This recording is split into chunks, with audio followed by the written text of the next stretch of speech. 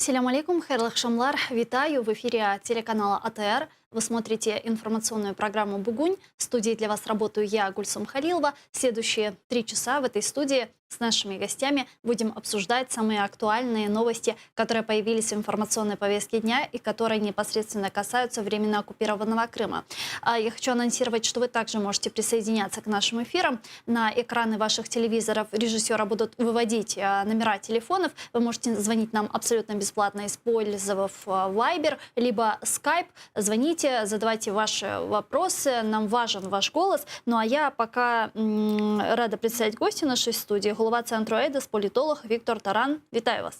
Витаю вас. Давайте нашу беседу начнем с следующего информационного сообщения. Руководитель Офиса президента Андрей Ермак 3 июля в Берлине примет участие в рабочей встрече политических советников лидеров Нормандской четверки. Об этом сообщает пресс-служба Офиса президента Украины. Давайте послушаем цитату. Керівник Офісу президента України Андрій Єрмак у п'ятницю 3 липня у складі української делегації, яку очолює віце-прем'єр-міністр, міністр з питань реінтеграції тимчасово окупованих територій Олексій Резніков, відвідає з робочим візитом Німеччину. Запланована зустріч з політичними радниками лідерів держав, учасниць нормандського формату. Зазначається, що в межах зустрічі планується обговорення прогресу в роботі тристоронньої контактної групи, стану виконання домовленостей грудневого саміту в нормандському форматі в Парижі та перспективи проведення наступної зустрічі лідерів держав нормандської четвірки в Берліні. Ну и вот сегодня запланирована встреча в Берлине советников лидеров Нормандской четверки, и Россия ожидает от Киева уступок. Об этом сообщает Der Spiegel со ссылкой на неофициальные рабочие документы российской делегации. Давайте послушаем. На переговорах щодо конфлікту на сході України Москва наполягає на якнайшвидшій юридичній реорганізації окупованих сепаратистами районів Донецьку і Луганську. Відзначається, що російська сторона вимагає, щоб Київ представив проект зміненої української конституції щодо особливого статусу Донбасу до 6 липня у Мінській контактній групі. Згідно з документом, Росія також вимагає, щоб Київ активізував свої зусилля щодо реалізації так званої формули Штайнмаєра. Україна повинна без додаткових умов до 6 липня скласти список утримуваних в певному форматі, звільнення яких вона вимагає від сепаратистів. У свою чергу, останні також представлять відповідний список ув'язнених. Чего ожидаете от сегодняшней встречи советников Нормандской четверки? Ну, якщо бути об'єктивним, то я, на жаль, нічого не очікую проривного, не очікую жодних суттєвих рішень. Я думаю, що це буде чергова зустріч, на якому вони просто обговорять можливі варіанти подальших дій. Чому? Тому що станом на сьогодні Зеленський чудово усвідомлює, що голосів у Верховній Раді для того, аби внести, проголосувати зміни до Конституції, у нього немає. Більше того, якщо він буде ці зміни вносити напередодні місцевих виборів, є ризик, що він втратить електорально голоси в центральній та західній Україні, де у нього поки що залишається досить серйозний рівень підтримки. В зв'язку з цим Україна не виконує вимоги Росії, ну, по суті, ультиматум. Ну, а для росіян, які хочуть пошвидше завершити цю фазу війни на Сході, тому що це ж маніпуляція з боку Шпігеля, да, конфлікт, нема конфлікту. Є війна Росії на Сході, коли не почала в Криму, а далі продовжує на Донбасі. Вони хочуть пошвидше це питання зняти, перевести в двосторонній формат між Україною та ОРДЛО для того, аби санкції, які, до речі, в червні були подовжені проти Росії, нарешті були таки скасовані, принаймні, на грудневому саміті. Це санкції, від яких вони продовжують потерпати. Це санкції за війну на Сході і санкції за окупацію Криму. От. Тому ми будемо бачити, знову-таки, зустрінуться, поспілкуються, поговорять і розійдуться ні з чим. Єдине, про що може бути прогрес, це те, що є інформація, що нібито Україна готова частково імплементувати формулу Штайнмаєра в українське законодавство, в закон про ОРДЛО. Ну, а мы вот уже знаем, что предусматривает формула Штайнмаєра. Ее же интерпретировали все по-разному. В России ее по-разному интерпретируют, у нас по-разному. Последовательность формулы Штайнмаєра также по-разному озвучилась с двух сторон. Вот мы сегодня понимаем, какую именно последовательность деятельность мы можем имплементировать в наш закон? Ми цього не розуміємо, тому що навіть та інформація, яка була, що нібито Україна готова до імплементації, потім одним із спікерами Офісу президента була підтверджена, другим спікерами Офісу президента була спростована. І це, до речі, найгірше, що може бути, бо це показує, що єдності в зовнішній політиці української держави немає. Тобто мені, як політологу та аналітику, і як кожному українцю, хотілося б певне розуміння, чи є бачення в голові Володимира Зеленського. Як ми хочемо вирішувати проблеми на Сході? Да? Тобто, чи ми радикалізуємося і ведемо проактивну військову позицію, як була по Порошенку? Чи ми йдемо по формулі Штайнмайєра, як наполягає Росія? Чи ми взагалі все відкидаємо, пропонуємо щось третє? От уже пройшло рік, як Володимир Зеленський каже, що в мене є бачення, але ми цього бачення немає. І це найгірше, що може бути. Тому що ми не можемо аналізувати ніщо. Ну, як ми можемо аналізувати ніщо? Розуміння, що хоче команда президента, немає. Кожне із його угрупувань каже по-своєму. Хтось каже, що жодних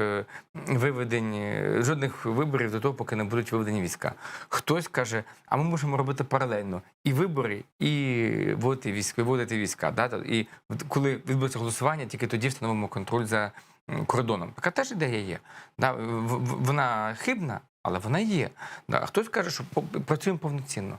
Тому хай Володимир Зеленський вирішить нарешті, по якому він шляху йде, и озвучить его для країни. Ну, если едет в Берлин советник президента, да, едет Резников, едет Ермак, ну, наверное же определен какой-то вектор или нет? Не знаю, тому що навіть між Єрмаком та Резніком у них існує різне бачення вирішення ситуації і по формулі Штайнмайєра, і по вирішенню ситуації по війні на Сході.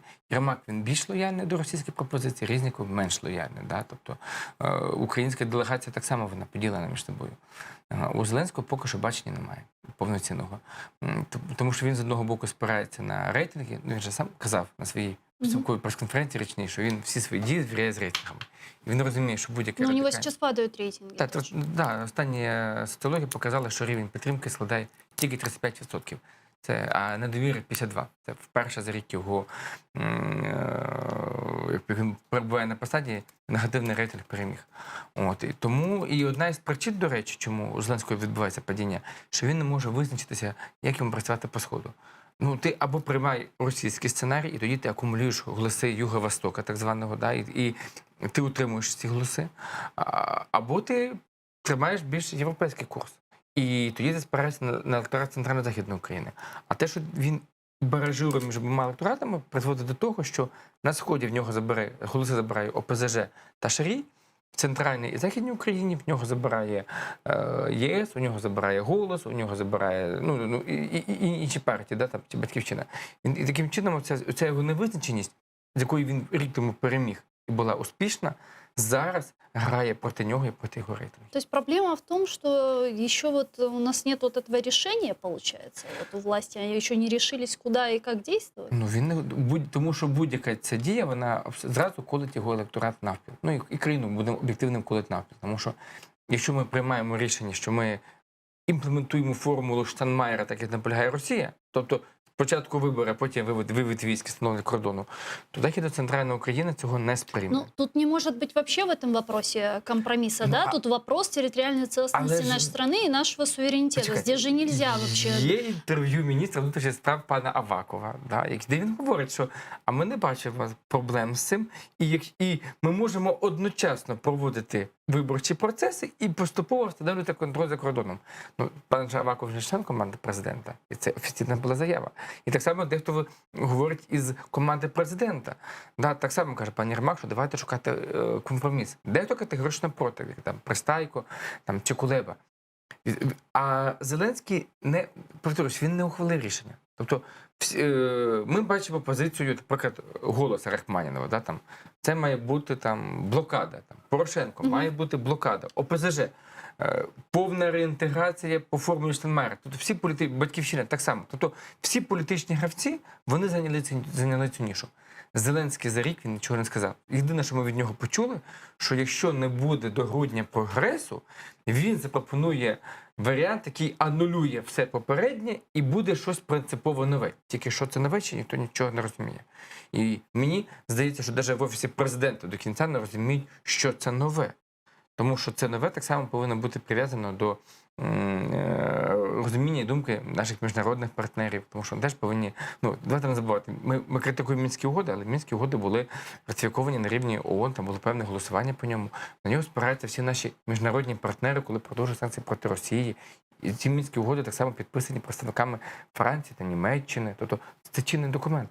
Якщо ми їх відкидаємо, то має бути запропоновано щось таке, під чим поставлять підписи. Знову ж таки, президенти Франції, канцлер Німеччини. Нагадаю, представник Російської Федерації, він так само стоїть підпис під документом Мінськими угодами. До речі, під формулою Штайнмаєра не стоять підписи, бо формула Штайнмаєра – це така фантазія, які були озвучені одним із російських агентів в уряді Німеччини, так називають партію СДПО, це вже по Фрейду, Соціал-демократичну партію Німеччини і окремих її лідерів, там Шрёдера, там Штайнмаєра тощо. Тому а мы чему-то не спираемся. Ну вот, если посмотреть на всю ситуацию, и вот если анализировать Минские соглашения, то действительно, можно сказать, наверное, что мы находимся в патовой ситуации, когда Украина призывает вот примерно к следующей цепочке действий. Это прекращение огня на востоке Украины, выход Российской Федерации из восточной части Украины, возврат Украины российской границы под контроль Украины, да, и потом уже проведение честных выборов на Донбассе. То, что хочет Россия, это понятно, и вот в Шпигеле тоже об этом сказали, они вот хотят и настаивают на быстрой такой юридической реорганизации оккупированных сепаратистами территорий, возможно, даже без демилитаризации, без установления этого контроля. Понятно, они будут настаивать на своем. Да. И очевидно, что мы тоже стоим на своем по праву. Да. Тогда как выходить из этой патовой ситуации? Вообще может ли быть здесь какой-то компромисс, какой-то план Б, о котором мы не знаем? Вот вы говорили выше, да? Что это может быть? Це не я казав, це Зеленський казав. Да. Насправді, Зеленський рік тому, в грудні 2019 року, мав унікальну можливість такий план запропонувати. Тоді було ряд факторів на стороні України. Перший фактор – це те, що новий президент, який був асистемний президент, який не мав жодних політичних зобов'язань, і він міг пропонувати щось інше. Другий фактор – це те, що закінчився договір по транзиту газу між Україною, транзиту між Росією та Європою, де Україна виступала роль транзитного партнера. І ми могли разом з Європою тиснути на Росію, щоб вони вийшли на якийсь принципово інший план, для того, аби Росія погодилася. Наприклад, щоб Росія і їхні ставленики, п'ята колона в Україні, перестали доказувати, що формула Штайнмаєра – це хорошо. Ні, це погано. Тобто, такий був шанс. Ми його втратили. Тому що зараз буде, і чи є такий шанс зараз, я ставлюся дуже скептично.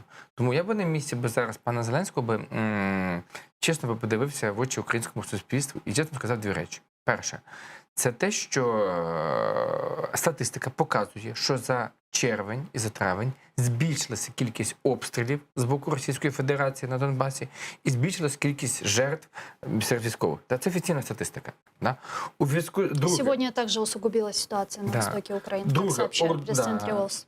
ОРДЛО офіційно заблокувало кордон між Україною і окупованими територіями. Вони заборонили виїзд. Формально це через коронавірус. Неформально ми розуміємо, що вони готуються до іншого сценарію. Якщо встигнемо, про це поговоримо. І має на увазі Кавказ 2020, я думаю, ви про це вже говорили. І сказати, що, друзі, в зв'язку з цим я закликаю до певної консолідації суспільства, і ми повинні переходити до іншої фази. І при цьому він може спиратися на аналітику країн НАТО, на аналітику, яку дає коричний головнокомандуючий сил НАТО в Європі, які всі говорять про те, що на осінь Росія готує з великою імовірністю військовий сценарій в рамках військових навчань Кавказ 2020. Про що цей сценарій? Думаю, ви про це обговорили, але я скажу тим глядачам, які просто не бачили. Зараз на кордоні з Україною сконцентровані 3 великих військових групування. Ключова задача, яка в них є поставлена, це те, що вони хочуть зайти осінню на південь України і деблокувати дамбу, якою ми перекрили воду в Крим. Тобто, будемо об'єктивним, вода в Крим, яка зараз перекрита, це вона потрібна для потреб, в першу чергу, військових об'єктів та промислових об'єктів. Тому що якщо і Крим, і росіяни розуміють, що поки вода буде перекрита, російська армія знаходиться в дуже поганій ситуації, а як тільки російська армія піде з Криму, то питання до окупації Криму піде на місяці. Ну, тут буде дуже швидко. А на що може пойти Росія за возобновлення водоснабження? На все, на все. Але питання, вони не хочуть домовлятися. Тобто вони ж пропонують як? А давайте Україна та Крим розпочне економічні відносини. Тобто давайте почнете торгувати. Як тільки Україна піде на цю паску, ми ж розуміємо, що це буде. Ми ж, по суті, визнаємо, що Крим – це частина Російської Федерації. Тому ми не можемо на це піти. Тому ми повинні далі натиснути. А для Росії це питання виживання. І в умовах цього, ну це не референдум, це цього квазі-волевиявлення, коли Путін, до речі, сьогодні обнулив всі свої строки, він розширив свої повноваження. І, до речі, він прописав дуже цікаві пункти по російській мові. Ну, ми поговоримо, кстати, про этот плебисцит. Я боюся, що на осінь може бути військовий сценарій. Давайте сейчас подключим к нашей беседе Андрея Шкеля из Франции, политолог с нами на прямой связи. Витаю вас, пан Андрей. Витаю навзаим. Да, ну вот смотрите, у нас, значит, руководитель офиса президента Андрей Ермак вместе с вице-премьером по вопросам реинтеграции временно оккупированных территорий прибыли в Берлин с официальным визитом, где они планируют, значит, встречу политических советников, лидеров Нормандской четверки. А каковы ваши ожидания вот от этой встречи? Ну, я думаю, що плани, якщо не поїхали туди запланувати зустріч лідерів Нормандської четвірки в особі президента Зеленського, президента Путіна, президента Макрона і канцлера Меркель, ну, не увінчається успіхом, бо для того, щоб цей саміт відбувся Нормандської четвірки, треба їхати в Москву, домовлятися з Путіним, бо він головна не зацікавлена у проведенні саміту особа. Для того, щоб проводити саміт в будь-якому форматі, потрібно якісь символи здачі, символи капітуляції. Тільки в такому випадку може бути якась, ну, а якщо не згода, то принаймні кроки до заохочування зібрання такого формування такої зустрічі. Я думаю, головна мета насправді візиту Єрмака і його команди до Берліну, до Меркель, це прозондувати, як і це було в Франції, точки відступу. Чим ще може поступитися Україна, умовно кажучи, Росії, з тим, щоби не викликати зняття з неї санкцій і зневаги Заходу, як мінімум зневаги. Ну, а вже не говорячи вже про протидію. І з іншого боку, це також певною мірою демонстрація зусиль. Ми працюємо, ми шукаємо, ми щось хочемо знайти, і от ми не стоїмо на місці. А з іншого боку, це ще один козир, наприклад, тим, хто в оточенні Зеленського і взагалі серед слуг народу стверджують, що нормандський формат закінчився, треба вирішити. Ми або здаємося в полон, або захищаємо українські інтереси, українські території і захищаємо ті принципи, які є стандартами для світу. Тобто це територіальна цілісність і неповернення до будь-яких діалогів, не пропонування будь-яких діалогів з окупантами або з тими, хто зараз виконує їхні функції на тимчасово оккупованных территориях Украины. Вот сегодня Ден Шпигель со ссылкой на официальный рабочий документ российской делегации сообщил, что Россия ожидает каких-то уступок от Киева. А именно там идет речь о том, что на переговорах относительно конфликта на востоке Украины Москва будет настаивать на юридической реорганизации оккупированных сепаратистами районов в Донецке и Луганске. Отмечается, что российская сторона будет требовать, чтобы Киев представил проект изменения украинской конституции относительно особого статуса Донбасса до 6 июля в Минской контактной группе. Вот если понятно, да, вот Москва едет вот с такими намерениями настаивать вот на этот счет, как должна реагировать Украина, как мы должны, чем должны апеллировать там? Ну, якщо Україна хоче організувати зустріч шляхом здачі українських територій, вона може організувати зустріч. Без проблем, я думаю, це особисто Путін прийде з великим задоволенням і широкою посмішкою приймати капітуляцію. Ну, але чи наважиться на це коли-небудь українська влада, не думаю. Але грати в цьому полі вони хочуть. Вони хочуть сказати, ну давайте от ми проведемо не зміни до Конституції, якісь гарантії спільні от 4 держав – України, Росії, Франції, Німеччини, що не буде жодних дій, що не буде жодної жодної атаки української держави на сепаратистичні утворення після того, як кордон буде відданий Україні. Я не думаю, що контроль над кордоном, я не думаю, що вони наважаться навіть взагалі обговорювати будь-які адміністративні поділи, будь-які адміністративні зміни на території ДНР, ЛНР, якщо не буде повернутий кордон. Принаймні, якщо не самій Україні, не українським лише прикордонникам, але якимось спільному формуванню, спільне патрулювання там чи з блакитними шоломами ООН, чи з європейською спільнотою, виділеною структурою безпековою, яка могла би туди делегувати делегували би представники тих країн, які є абсолютно нейтральними в конфлікті. Але це все гра побудована на тому, щоб з одного боку демонструвати, тобто, ну, скажімо так, симулювати активність, це такий певний симулятор, з іншого боку стримувати атаки з боку достатньо потужної проросійських сил в Україні, які вимагають вже і негайно віддати автономію і взагалі ледве не повернутися до Радянського Союзу, бо про це говорить остання соціологія, про таку тотальну ностальгію населення і виборців, в першу чергу, Зеленського з приводу того, що вони ностальгують за Радянським Союзом. І, властиво, ця гра ведеться представниками України в Берліні нині. Але це гра, але частина практичної роботи, домашнього завдання – це все-таки визначити межі, в яких вони можуть рухатися в сторону Москвы для того, чтобы не втратити підтримку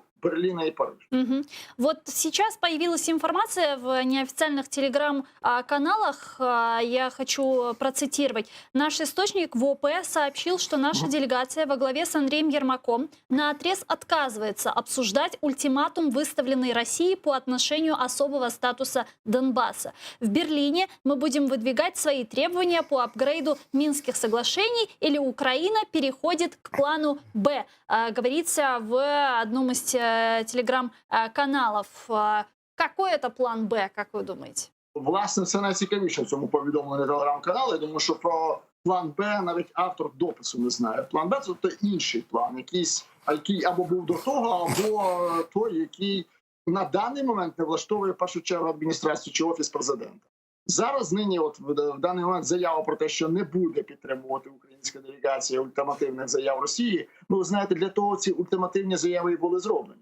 Щоб продемонструвати негнучкість делегації, вона не зраджує, але те, що вони через кому заявили, що будуть шукати якихось нових позицій в рамках нормандського формату, тобто цей пошук властиво і полягатиме на тому, що яким би чином зрадити так, чи, ну, скажімо так, не зрадити, яким би чином наблизитися до Москви або покращити стосунки з Москвою так добре, аби не втратити підтримку Заходу. І з іншого боку, вони це кажуть, бо дивіться, якщо ви не погодитеся на розширення цих рамок, якщо ви не погодитеся на те, щоб ми йшли ближче до Росії і далі трошки від Заходу, принаймні, або від тих зобов'язань, які були прийняті, або від стандартів західного прочитання цього європейського, то тоді Росія буде атакувати, бачите, війська навколо, вони погрожують.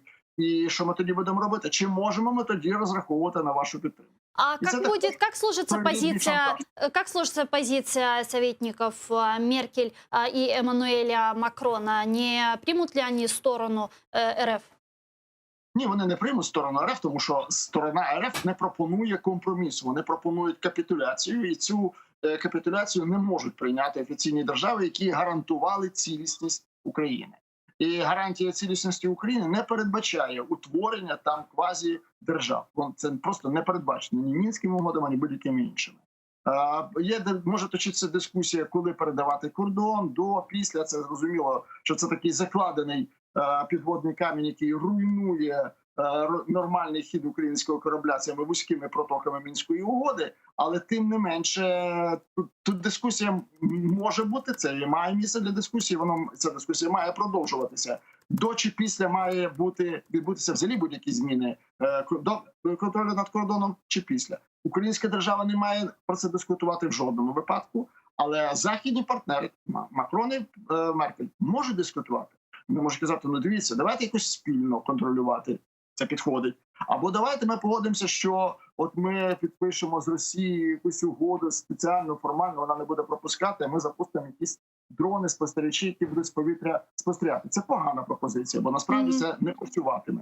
І от тут буде точитися пошук вже компромісу в цій ситуації з боку західних партнерів, з боку Макрона і Меркель. Ясно, що вони шукають цього компромісу. Це було би дивно так не вважати, тому що війна в Європі обидвох лідерів не влаштовує. І розгортання бойових дій не влаштовує. І я погоджуюсь з тим, що загострення бойових дій в планах Росії є, бо не таким вдалим було обнулення Путіна, щоб цим втішитися і сказати, що все, рейтинги пішли вгору, ми всі вибори виграємо. Вони будуть шукати вдалого, короткого і переможеного конфлікту, і Україна, і Херсонська область з поверненням води до Криму є дуже вдалою такою спробою, вдалою спробою нарощення рейтингу. Дуже дякую вам. Андрій Шкіль був з нами на прямому зв'язку, политолог из Франции. Спасибо вам большое. Ну, вот смотрите, мы сейчас говорили про западных наших партнеров, да, если брать Германию, Францию, они, ну, и как многие эксперты говорят, что они заинтересованы в скорейшем урегулировании вопроса войны на востоке Украины. Как они будут себя вести на этой встрече? Какую позицию будут занимать? Думаю, Я к тому, что не служится ли так, что они попытаются нам тоже навязать, возможно, какие-то договоренности, которые были у них уже ранее на встречах з представителями РФ? Ну, почнемо з того, що ми вже бачили, як в грудні минулого року на нормандській зустрічі Німеччина та Франція, по суті, теж тиснули на Зеленського. І він, по суті, це моя суб'єктивна думка, маючи виграшні позиції, він, по суті, здав інтереси України. І заради того, аби піти на контракт, на транзитний контракт, заради того, аби отримати від Росії $3 мільярди в рахунок боргу, який Нафтогаз відсудив у Газпрому, чому він, по суті, і... Стокгольмський арбітр. Да, він вивів таку позицію. Чому так? Ну, по-перше, дирка в бюджеті в минулому році була майже 100 мільярдів гривень. Відповідно, ці гроші були критично потрібні для того, аби закрити борги в кінці року. Ну, а друге, дійсно, йому там Франція та Німеччина по-дружньому стукали по плечу, казали, ну, це так, фамільярно кажу, да? Володя, потім буде все хорошо. Але зараз нам, в Європі, нам не треба чергова Україно-російська газова війна, давай підписуй. Да? І він підписав. Тому тепер в Франції та Німеччині, ну дивіться, ну Німеччина, Меркель вже майже не канцлер, та, вона вже хремаутка, вона вже, все, що їй цікаве, це добудова Північного потоку. Північний поток 2 – це для неї пріоритет. У нас есть телефонный звонок в студию, давайте примем и продолжим нашу беседу. Алло. Алло, добрий день. Да, здравствуйте, представьтесь, пожалуйста, и задавайте ваш вопрос. Мене звати Василь з Івано-Франківська. У мене таке, питання до пана Тарана. От дивіться, ми вже обговорюємо, скільки часу вже одна і та саме формати, мінські переговори і тому подібне. От зараз Путін виграв фактично референдум. Він може грати Путін, на зміну від нас, грати вдовго, він може грати місяцями, роками. Йому скрішити нема куди.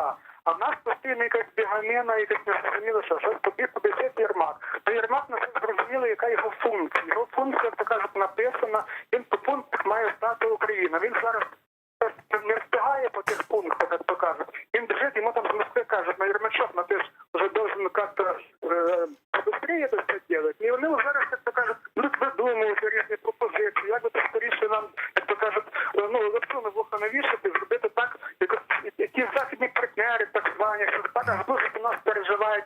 Що це тільки в нас складних, ніхто нас не допоможе, ніякі партнери. Скажите, а вы можете, пожалуйста, сформулировать четко ваш вопрос? Обговорення. Якщо не суміє, то так, з такими Єрмаками, як то кажуть, поїдемо переговорити, ми програємо. І питання Спасибо в чому? большое. Да. Я вважаю, що ніяких переговорів треба вже закінчити з мінським процесом, забути про нього. Да, спасибо большое, спасибо за вашу точку зрения. Да, тому станом на сьогодні Меркель, у неї єдина зацікавленість – це добудова і запуск Північного потоку-2. Власне, сьогодні була про це від неї заява. У Макрона інші проблеми. Після поганих результатів на місцевих виборах, після зміни конструкції влади, у нього теж проблеми внутрішні, а не зовнішні. Тому Україна для них – це дійсно такий баланс, який вони хочуть пошвидше закрити. І їхня мета дійсно скасувати економічні санкції проти Росії, тому що в умовах і коронавірусу, і економічної кризи їм треба відновлювати економіку. Ну вот мы с вами разговаривали про трактовку Минских соглашений, про вот эту дилемму, которая существует, и вот эту патовую ситуацию, которая сейчас существует. Ну как долго вот наши западные партнеры, Германия, там, Франция, да, будут шнырять между тем, какая трактовка Минской дилеммы, трактовка формулы Штайнмайера больше соответствует интересам и принципам их стран? Дивіться, станом на сьогодні, слава Богу, існує та позиція, яку підтримали в свій час Україна, Франція та Німеччина в 2015 році, коли ми чітко зайняли позицію, що спочатку виведення військ, а потім все інше.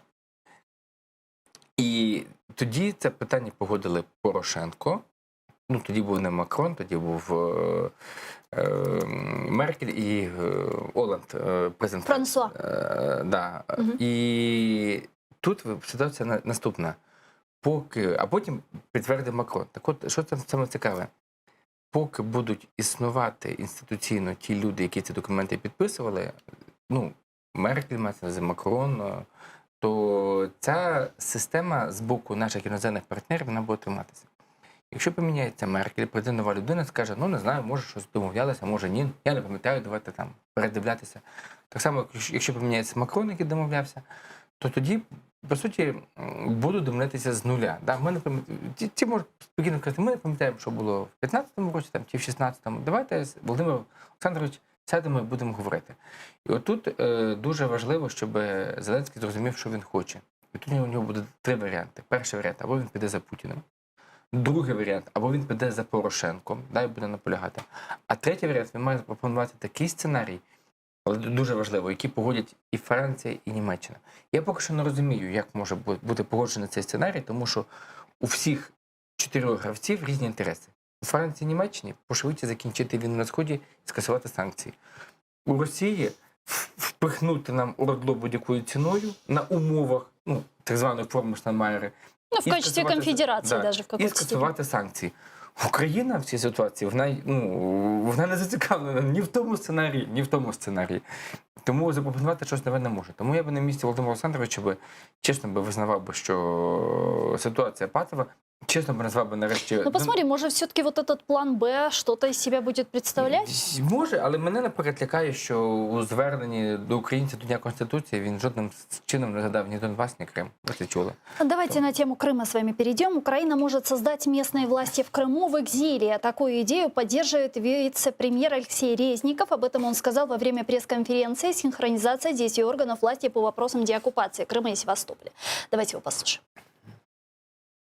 Ідея створення сьогодні на підконтрольній уряду території України органів влади, місцевої влади, які почнуть свою роботу зразу з моменту деокупації, відповідно реінтеграції вже безпосередньо на тих територіях, це ідея, яка абсолютно мною підтримується.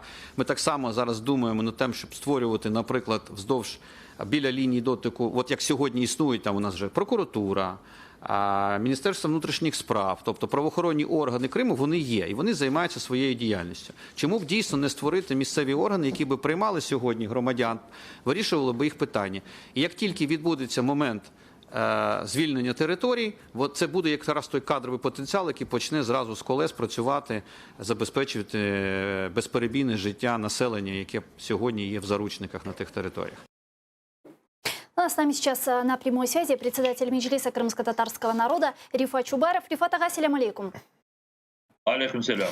Рифат ага, вот только что вы услышали заявление Алексея Резникова. Что я у вас хочу спросить? Вот давайте представим, что сейчас перед вами сидит человек, вот, который абсолютно не подготовлен и, возможно, который отслеживает крымские события, ну, как-то так очень пунктирно. И вот когда мы говорим о целесообразности создания, воссоздания крымских местных властей на материковой части Украины, что бы вы сказали этому человеку, как бы вы его убедили в целесообразности этого?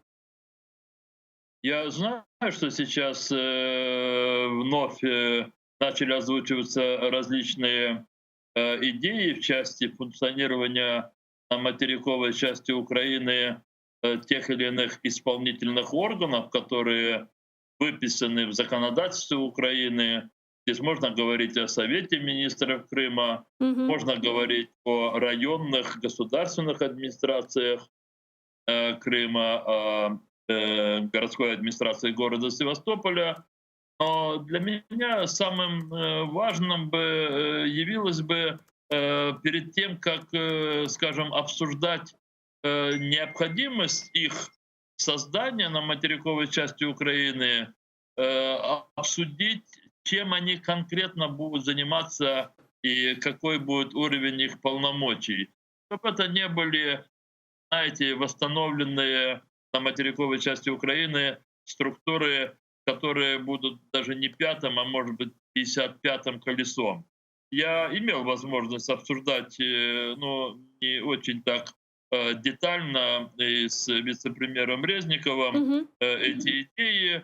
И я могу сейчас сказать о том, что мне представляется, вначале можно было бы говорить о восстановлении Совета министров Автономной Республики Крым на материковой части Украины. Вы тоже можете спросить, а зачем? Да хотя бы для того, чтобы координировать и влиять на решение сотен и сотен вопросов, которые для людей являются актуальными как в оккупированном Российской Федерации в Крыму, так и для вынужденных переселенцев. Ну, например, какие бы вопросы мог решать Совет министров смотрите, на материке? Я, в принципе, ожидал, что может быть такой вопрос. Я только лишь вот выписал для себя вот те вопросы, с которыми я в офисе с своими коллегами сегодня занимался. Это только те, которые вот были связаны с людьми. Я сейчас не говорю о тех вопросах, которые, скажем так, были связаны с подготовкой наших иных планов. Вот прием детей в школу, особенно первый класс на материковой части Украины. Детей, вынужденных переселенцев из Крыма. Студенты. Здесь очень широкий спектр вопросов. Начиная от поселения в общежитии и заканчивая тем, что у семей, которые живут в Крыму, оккупированном Россией, а дети их учатся здесь, в университетах материковой Украины, ну, и меняется ситуация, материальное положение, и надо решать вопросы этих детей, студентов, для того, чтобы они хорошо отучились и были потом полезными. Вот мы сегодня решали вопросы перевода из коммерческого обучения на бюджетное. В другом случае мы решали вопросы предоставления общежития. Мы говорили о том, но другими структурами органов государственной исполнительной власти мы говорим о проведении мероприятий, связанных непосредственно с Крымом или с людьми, связанными с Крымом. В следующем году будет 150 лет Агатангелу Крымскому. Одна из выдающихся личностей Украины, основатель Украинской академии наук. Он крымский татарин, крымско-татарского происхождения. И очень интересно его творчество, если почитать, как он выбирал свою идентичность между крымским татарином и украинцем, как он объединял в себе эти две идентичности. Ну или мы вчера вот с Анифе Курсеитовой очередной раз, это уже много раз, поскольку не можем решить многие вопросы, рассматривали самые болевые вопросы, связанные с деятельностью Крым АЛС. Вроде бы общественная организация, но это уже такой целостный, очень заметный, образовательный центр, где более 120 детей, детишечек крымских татар в течение 2 дней в неделю, субботу, воскресенье. Они собираются, и там они проходят уроки крымско-татарского языка, литературы, истории. У них там уроки хореографии, музыкальная культура крымских татар. Но этот коллектив «Крыма и лесы» або «Крымская родина» знают все. То есть я вам сейчас попытался просто назвать вот, первые, как бы, ну не первые, а те вопросы, вот, которыми буквально я и мои коллеги занимались сегодня. Но есть другие очень многие вопросы, и некоторые носят и стратегический характер. Кто-то в Украине должен быть ответственным и объединяющим, концентрирующим все действия органов центральных исполнительных органов власти в отношении Крыма. Вот этим объединяющим, координирующим и подотчетным органом мог бы быть Совет министров Крыма, как некоторые говорят, в экзиле.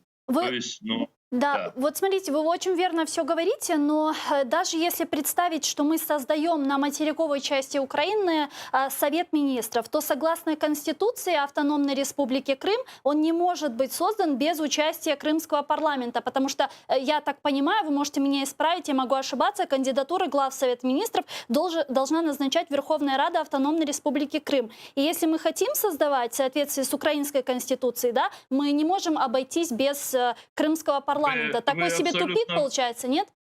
Нет, вы говорите абсолютно правильные вещи, и, скажем, как раз вот такого рода рассуждения и абсолютно правильные выводы, они, и, в общем-то, но, скажем, и не позволили приступить к созданию вот в экзиле этих органов, поскольку, еще раз хочу сказать, что прежде чем их создавать, необходимо очень четко себе дать ответ, чем они будут заниматься, какие будут их полномочия, уровень ответственности в пределах деятельности всех других органов центральной исполнительной власти. И пока нет этого ответа, в принципе, и приступать, с моей точки зрения, не стоит, потому что для того, чтобы решить то, о чем мы сейчас говорили, необходимо будет вносить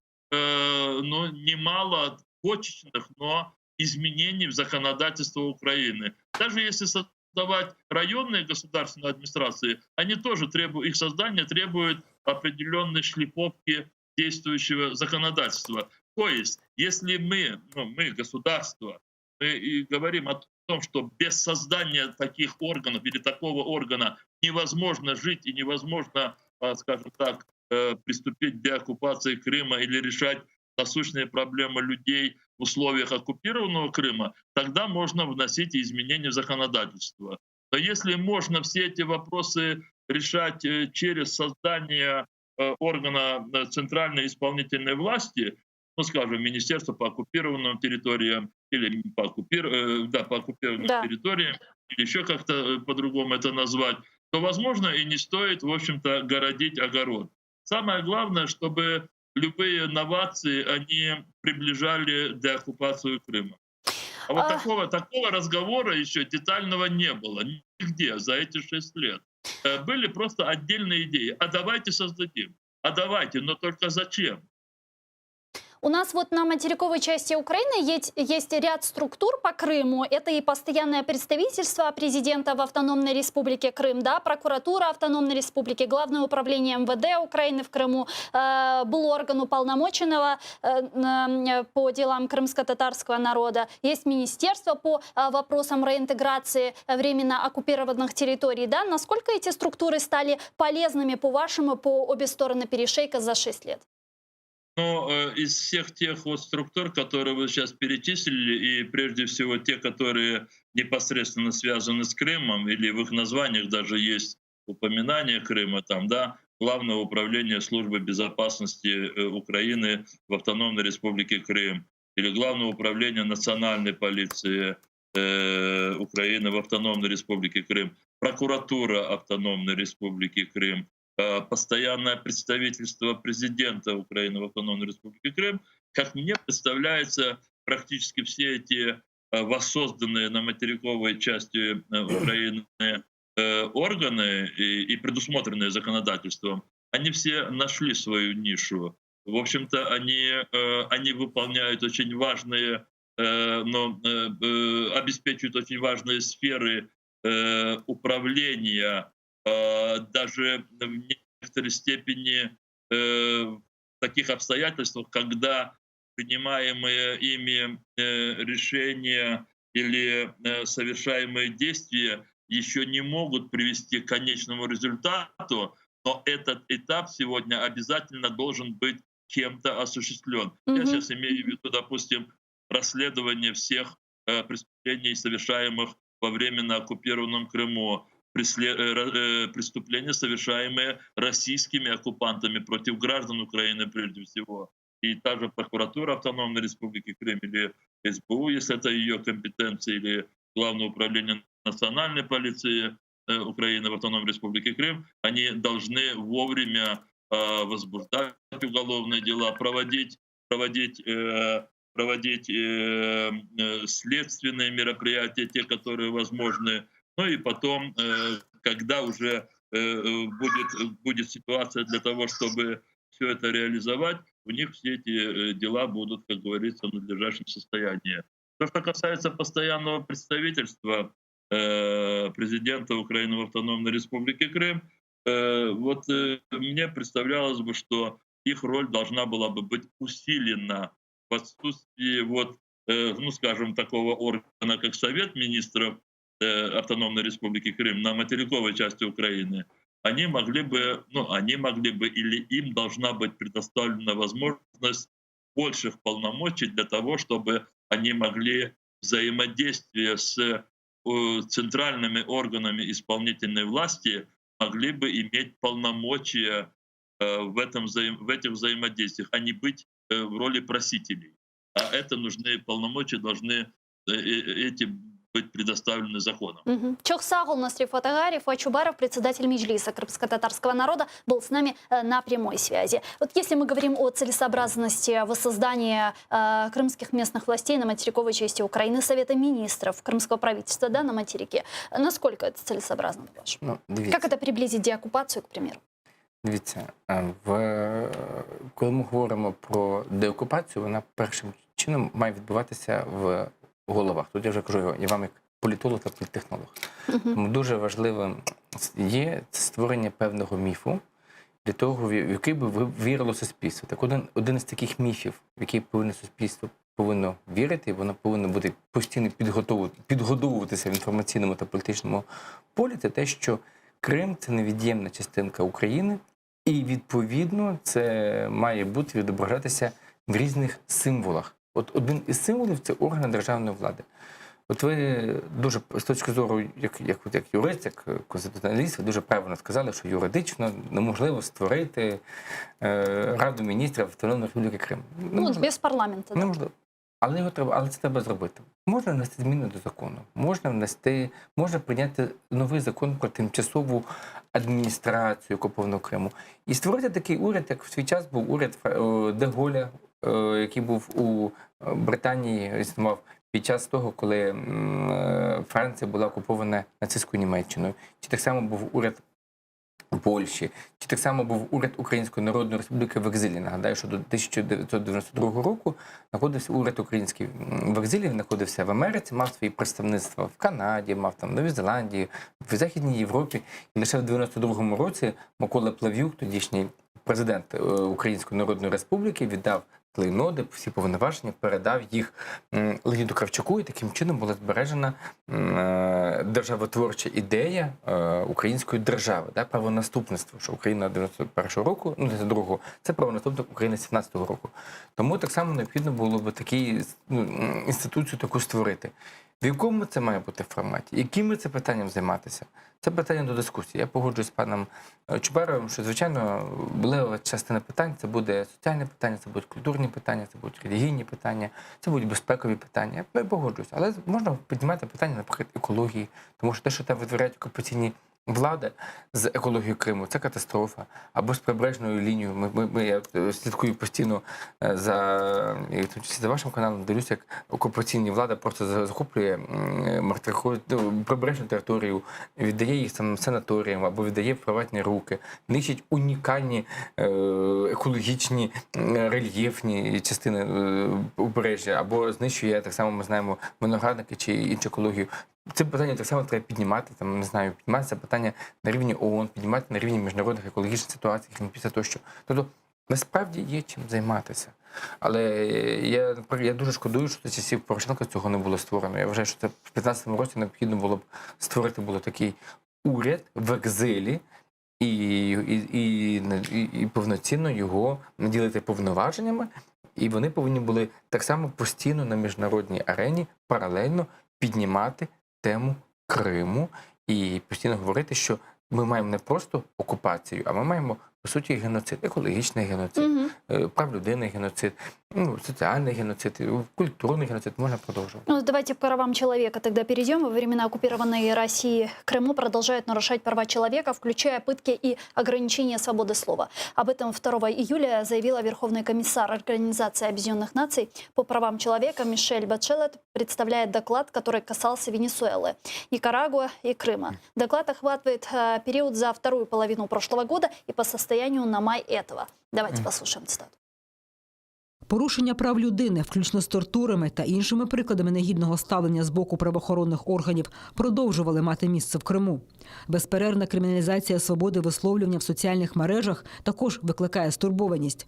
На тлі того, як журналісти та працівники медіа і далі зіштовхуються з втручанням у їхню професійну діяльність, кілька громадських організацій постали перед перешкодами в плані організації конференцій, громадських обговорень та інших зустрічей. Мій офіс продовжуватиме моніторинг ситуації з правами людини в Криму і готовий до діалогу з Російською Федерацією як країною-окупантом, а також з Україною, задля посилення захисту прав людини на півострові і у тих країнах. Количество репрессий, преступлений на территории временно оккупированного Крыма с каждым годом растет. Как быть? Ну, розумієте, це, мабуть, ще складніше питання, ніж з Мінськими угодами. Да? Тому що якщо з Мінськими угодами Україна має хоч якийсь інструментарій впливу, то тут наш інструмент дуже обмежений. Тому що оскільки Україна не визнає окупацію Криму, то ми навіть не можемо заходити в певні юридичні правові відносини з цими територіями. Про це так само Офіс Уповноваженого з прав людини України неодноразово говорив, і ми дійсно вимушені працювати через наших міжнародних партнерів, зокрема на рівні ООН. Тому, і, до речі, в цій ситуації створення би такого профільного міністерства з прав людини, який би акумулював би діяльність, в тому числі там громадських організацій, міжнародних організацій, наприклад, був би дуже дієвим. Я к чему? Просто у нас есть санкции, да, в отношении Российской Федерации из-за оккупацию Крыма, из-за конфликта, войны на востоке Украины, из-за ее агрессии. И каждый год наши европейские партнеры голосуют за пролонгацию этого санкционного давления.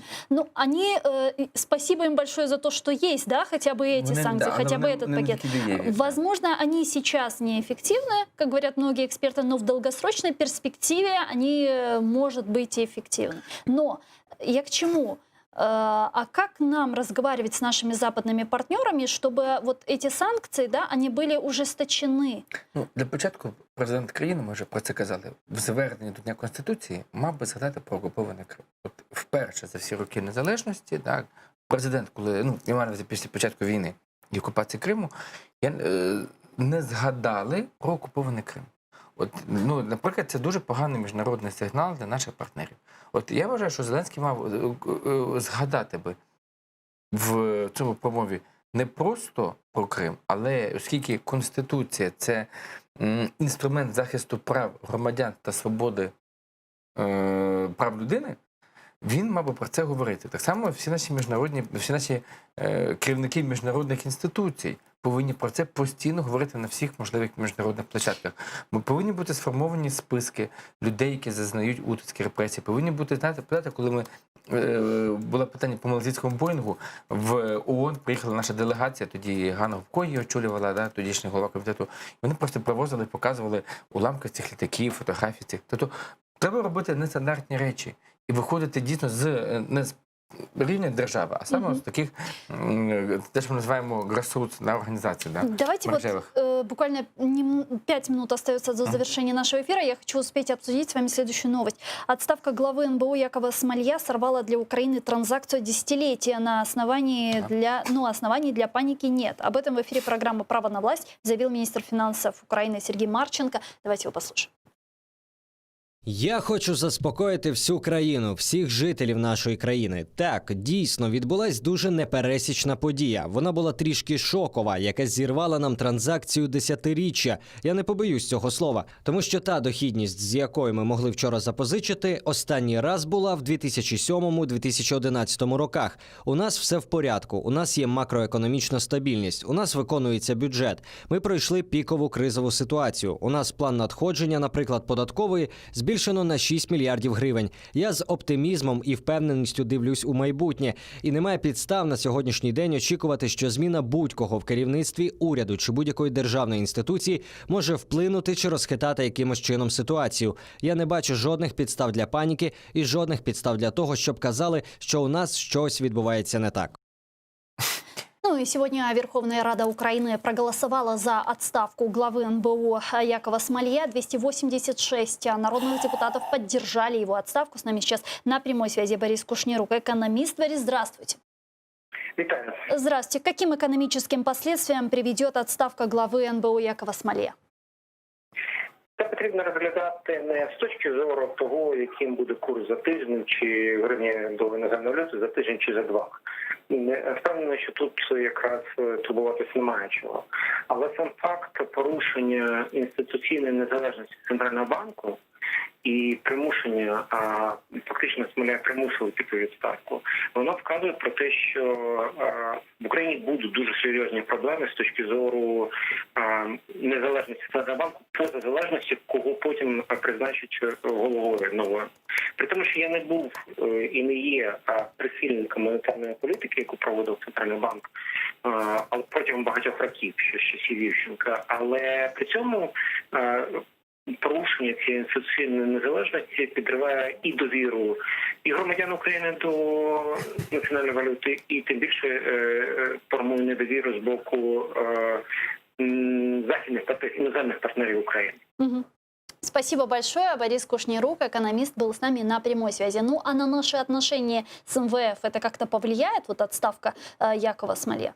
Ну, дивіться, на мою суб'єктивну думку, це, звісно, вплине на відносини не тільки з МВФ, а й з нашими іншими міжнародними партнерами, з яких Україна збиралася позичати кошти. Тому що навіть Європейський Союз, який зараз готувався нам дати кредит в 1,2 мільярда євро, вже оголосили, що вони будуть уважно спостерігати за подіями навколо Національного банку.